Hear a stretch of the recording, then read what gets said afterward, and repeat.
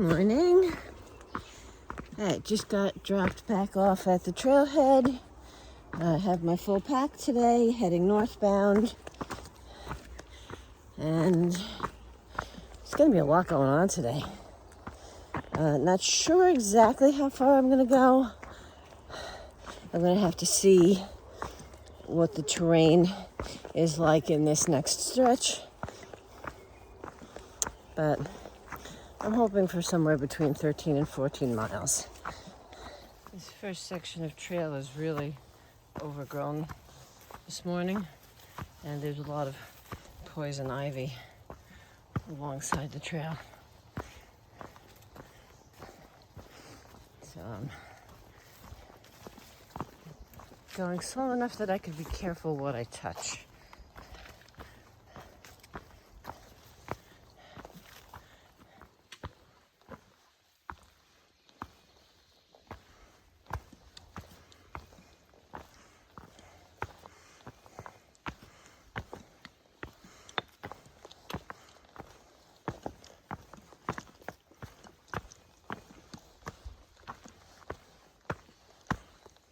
Alright, so I've gone about 4 miles and I've come to the first significant location for today. This is the beginning of the roller coaster. And the roller coaster is a section about 14 miles worth of very steep ups and downs. So my plan is to go through some of it today and finish it up tomorrow. So let's see how we do. I'm not usually good on real roller coasters. They make me sick. Let's see how I do with this one. Steep ups and downs. Sounds fun. All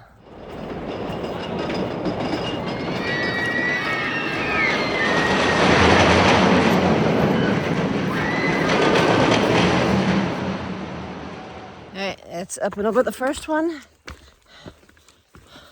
Now we start all over again.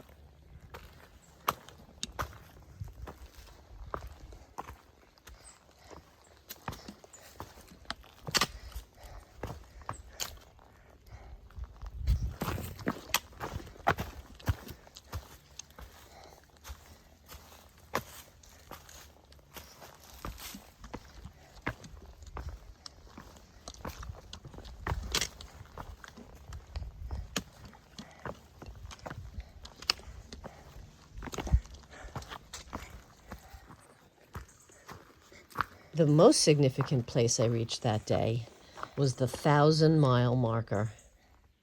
We were now in quadruple digits. This is my third climb, my third up and over.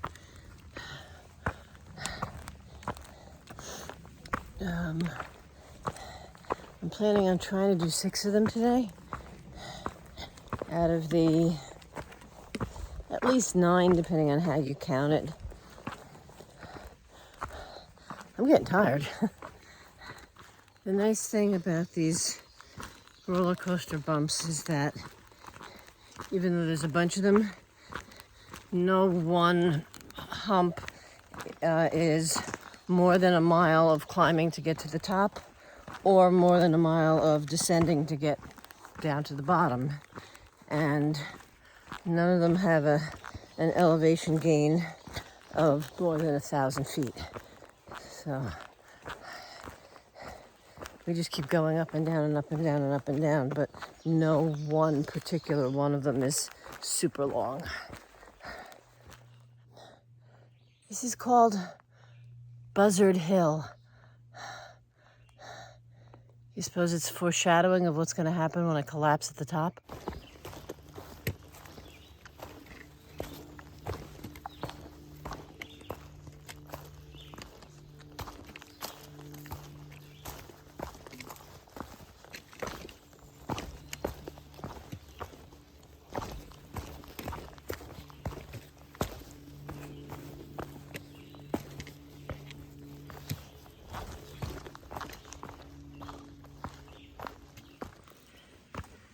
Climb number 5.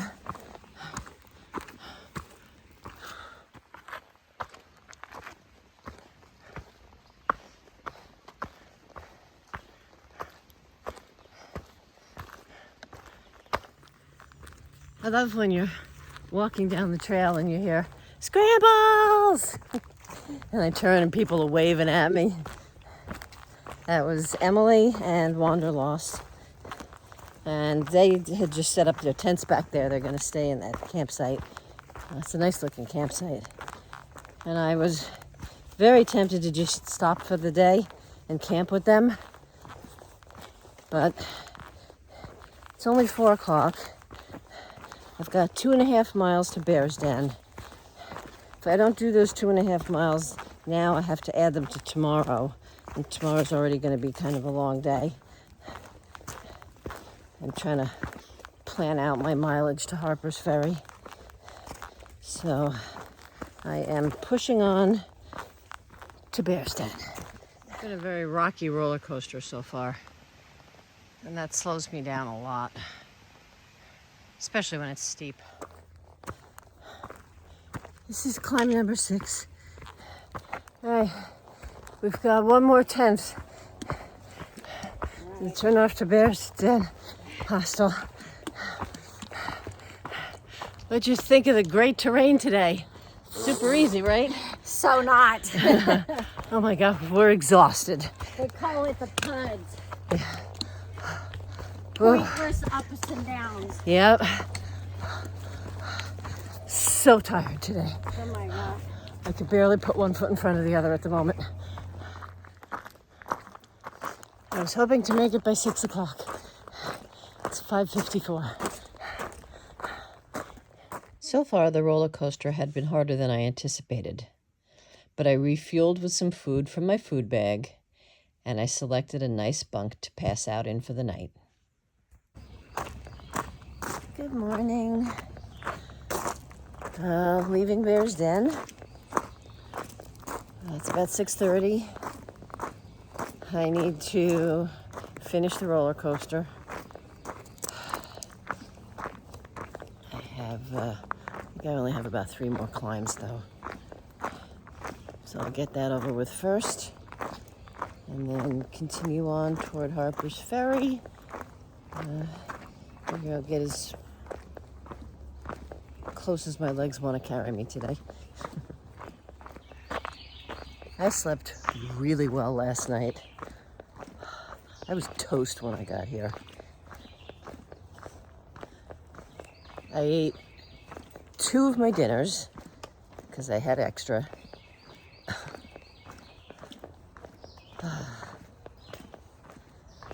So let's see what today brings.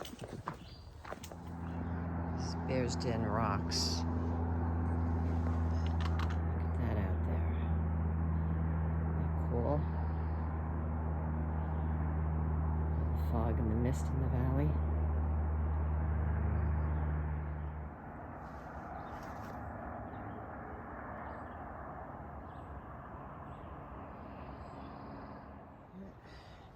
Still rocky this morning.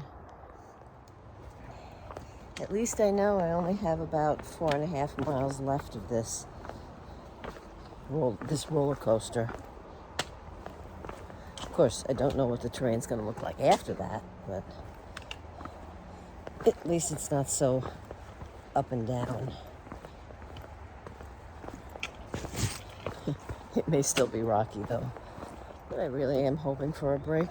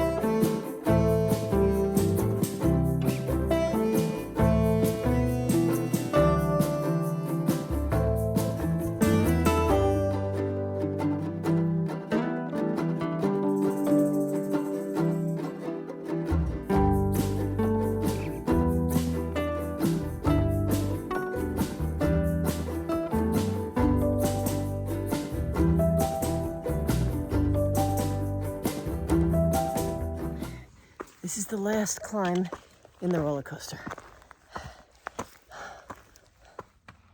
When the ride stops, raise the bar and exit left. Hey, glad to be done with the roller coaster. Let's hope the trail smooths out for a while with some fewer rocks.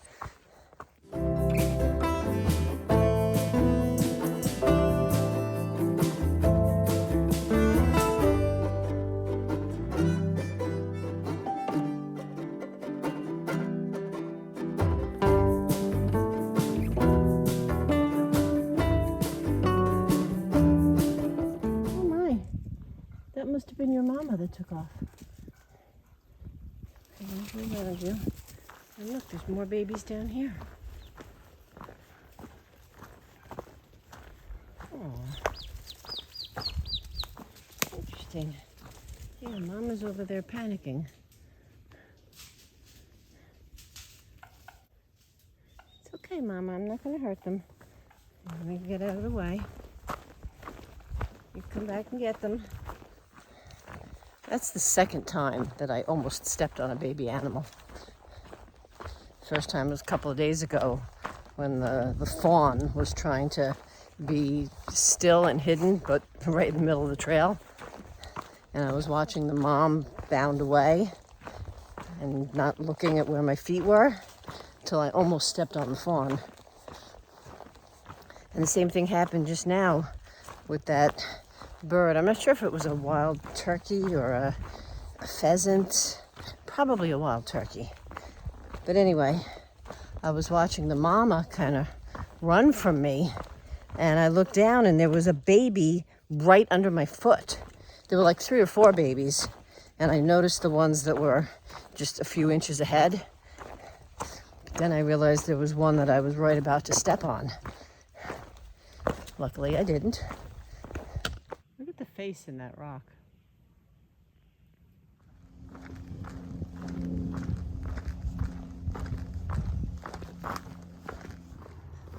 I managed 16.2 miles that day, and I pulled into a campsite only 4 miles from Harper's Ferry with Wanderlost and Emily.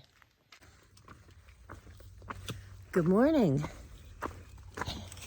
Today is a big day.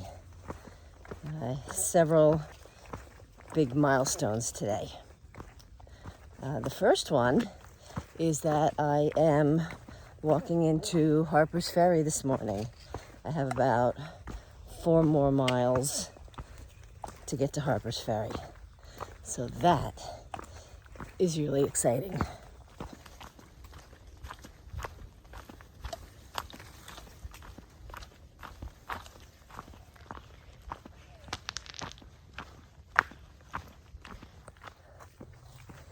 Here's the next big milestone. This is the West Virginia state line. When I step over here, I am in West Virginia. Now, to be fair, I've been a little bit in and out of West Virginia since yesterday. The trail tagged the corner of West Virginia and has been kind of following the border, maybe briefly going back and forth, kind of like it did with North Carolina and Tennessee. But I've really been following the border, so I've kind of had my left foot in West Virginia and my right foot in Virginia since yesterday at some point. But this is where I officially leave Virginia behind. I have completed Virginia, all 550 something miles of it. Wow. That was the biggest state in terms of mileage and time. And I'm done. Done with Virginia. All right. What did I think of Virginia? It was long, but it didn't seem that bad. I mean, people talk about the Virginia blues, and I didn't experience that, except for maybe the day that I was sick. But other than that, it it's difficult to talk about Virginia because it's different. It's not all the same. There's no one thing that I can say that would apply to the entire state. If I were to separate Southern Virginia from Northern Virginia, I could definitely say that there was a lot more Hurricane Helene damage in the southern part of the state that I'm not seeing so much of in the northern part of the state.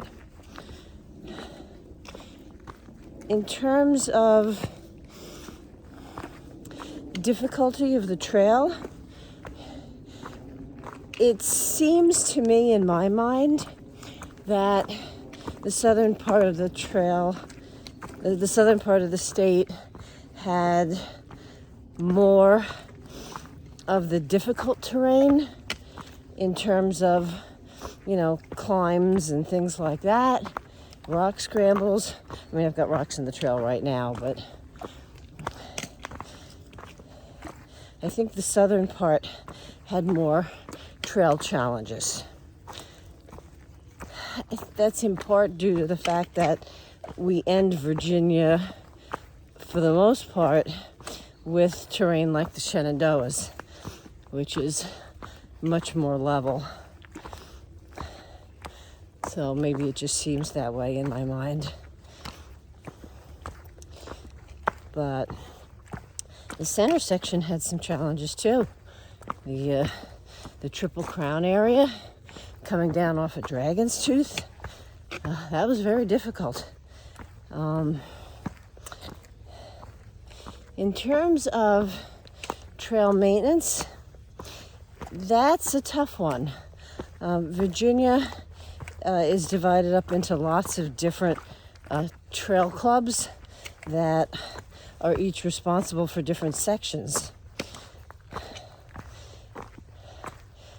So I guess there's no one thing that I can say, but I did notice down south, and maybe it's just the way that a particular trail club does it. I wouldn't say that it was the entire South, but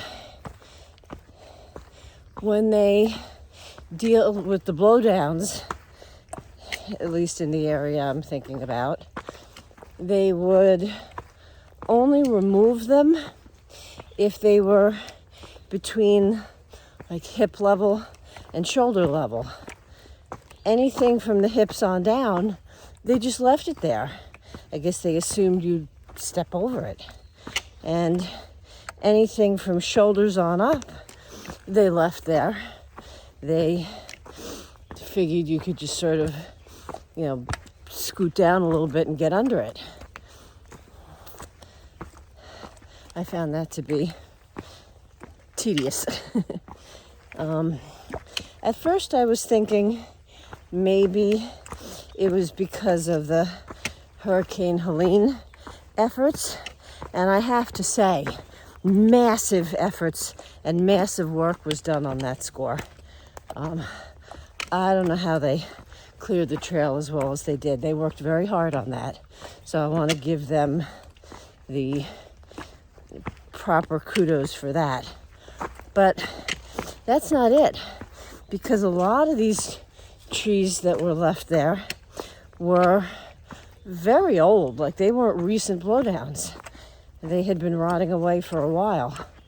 So it's not just because the efforts were redirected to Hurricane Helene cleanup. That just seems to be the way that they do it. Anyway, I really enjoyed Virginia. I enjoyed watching spring pop through as I walked north through Virginia. I was catching the rhododendrons, the mountain laurel, the azaleas, and all kinds of other things that were coming into bloom. So it's a nice state.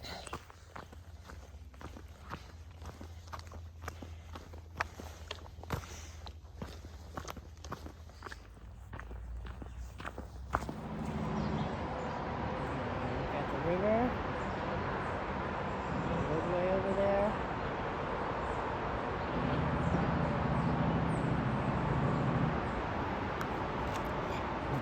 the trail dropped right down through here. Hey, we just went under the highway.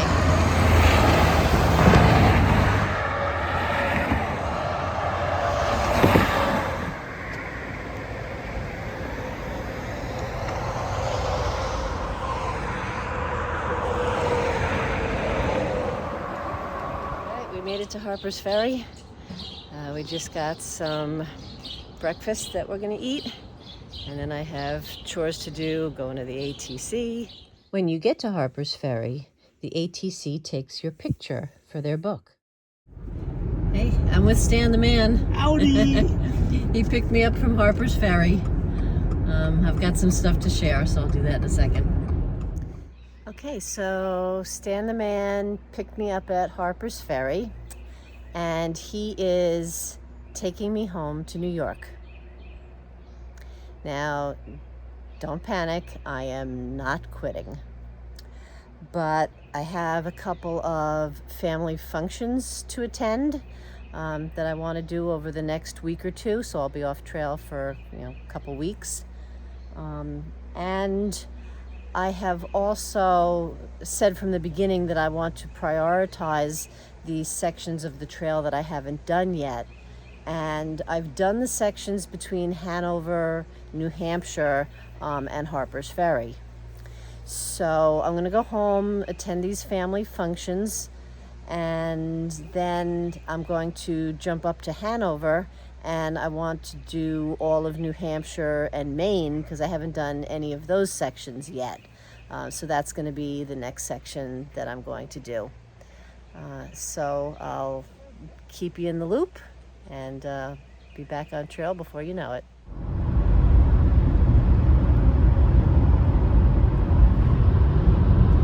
Hiker hunger.